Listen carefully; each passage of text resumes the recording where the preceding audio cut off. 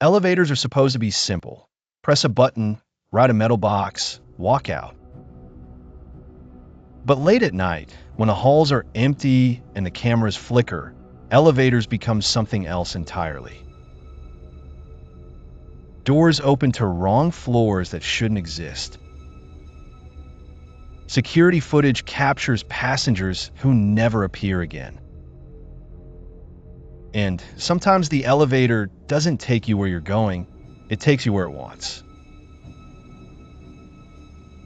Night has its own vocabulary, full of empty corridors, humming fluorescent lights, and the monotony of security feeds.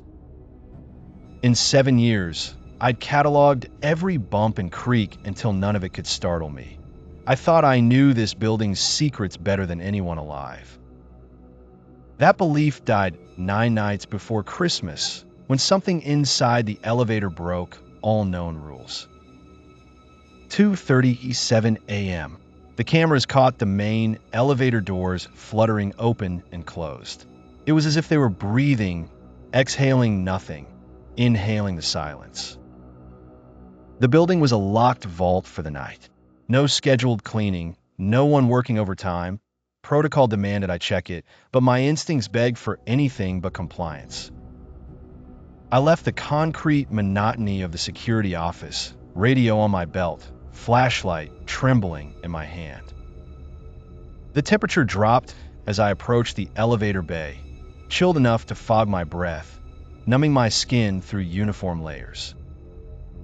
Fluorescent tubes above stuttered, pulsed. Their rhythm felt deliberate, like a heart pumping to some sinister beat. Standing at the threshold, I hesitated, then stepped into the belly of the elevator. The usual grid of buttons greeted me. I pressed L. The doors slid shut with hydraulic precision. The lights inside flickered, then steadied, and I realized in a sudden gasp. I was utterly alone in this metal tomb, and something was wrong with time itself. The elevator should have descended toward the lobby, humming, vibrating.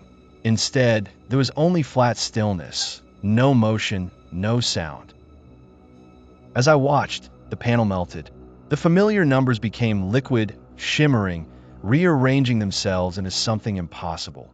B2, B3, B7. I'd walked these blueprints in my sleep. There were no B-level floors. The digital screen flashed. 14, 13, 12 counting down. My stomach didn't lurch. My ears weren't pressed by shifting pressure. The elevator was perfectly still, but the universe insisted on plunging downward. With a groan, not unlike a living animal, the doors parted. I peered into a realm that shouldn't be. Long, claustrophobic concrete passage stretched on with no welcome, no signage, no exit, broken lights. My boot hesitated over the threshold, encountering the cold air crawling from the void beyond and an odor like mildew, rot, and centuries confined.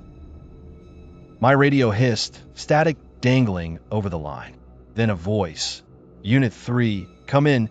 Why is your elevator reading -47? The word spat out as I stared into emptiness. I considered responding, but the terror in the pit of my stomach felt radioactive. I stepped forward, the elevator's light barely illuminating mud-caked prints across the concrete. The tracks led away, too narrow, too long, with heel-to-claw shapes better suited to a predator than a person. Something moved at the far end, its silhouette stilted, its frame out of proportion, as though it had been assembled by someone who had only heard of humans in a fairy tale. Its head articulated sideways, and I felt its malice from across the distance. Fight or flight roared inside me. I staggered backward, desperate, hammering the close door button. Each press felt futile, like shouting into a void. The silhouette stretched. Its limbs trembled. It watched me. Then, as the doors finally slid shut, darkness plunged over me. Fingertips, slow, insistent, wrapped on the outer shell of the elevator. I tasted fear, thick and metallic, while the machinery beneath me screamed and the car rocketed upward. It lasted only seconds, but the speed and violence tossed me to the floor. Eventually, the doors popped open. I was back in the lobby, panting, disheveled, my uniform covered in fine, black dust I'd never seen before. I staggered to the office, pulled up the footage, the elevator feeds, the hallway monitors. There I was entering. After that, nothing. No doors closing. No descent. I'd vanished. 9 minutes erased.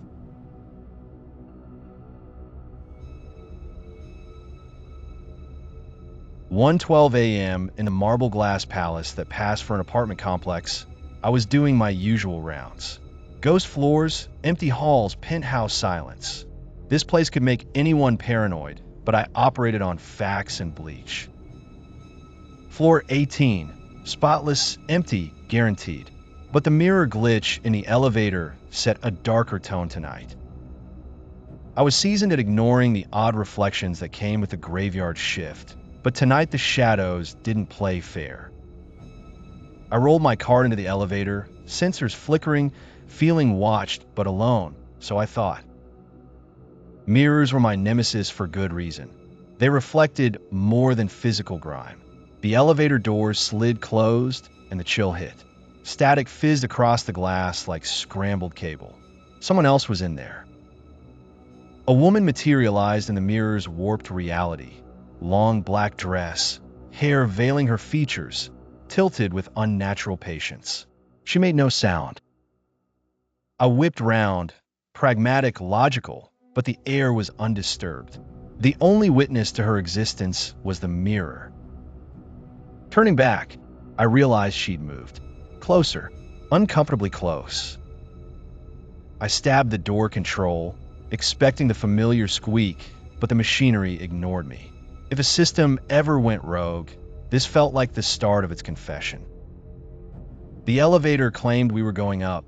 The numbers disagreed. They ticked up, then off the grid, hurtling into sequence. 46, 88, 213. My estimate. Less math, more madness. The building's architecture didn't allow for this. Somewhere between fiction and fear, the mechanics had broken ranks. The woman's blurred head jerked. I felt the room constrict, the air get thick like a vacuum, a space you weren't supposed to occupy. Her hands pushed against the inside of the mirror, all the horror, none of the physics. Something primal told me not to turn.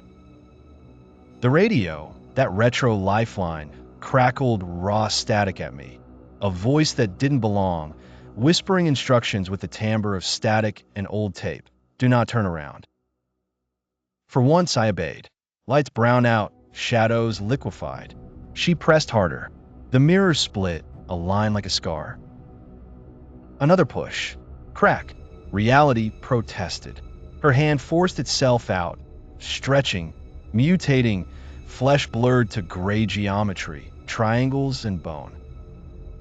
My rational brain tried to reboot, but fear short circuits everything. I hammered every button, setting off a riot of lights, glowing too hot, almost alive. Gravity vanished. The elevator dropped. Free fall. Then, harder than sense or sound, we stopped. Doors slid open. Floor 18. My card outside. No cracks, no woman, no evidence. Everything scrubbed clean by a force bigger than bleach. But the tapes didn't corroborate my account. I watched them frame by frame. Me in the elevator, normal, bored, mumbling. The elevator going up, no drops, no impossible numbers, no woman in black. But on reflection, something was wrong. Every glance at the mirror, my own doppelganger was off, too stiff. In every still, a blurred shadow crept closer behind me. Not a malfunction, not a trick of light, something that didn't belong to the building. 2 weeks. That's how long it lasted. Then the mirror's demise, shattered in the night, silently, like it obeyed a schedule only she knew. New glass, new surface, but wherever reflection lived, Window, puddle, sliding door, I saw static. I quit before the next fall, but I know that sometimes, when you clean up after other people's lives, you end up mopping the floors of your own nightmares. And some stains never wash out.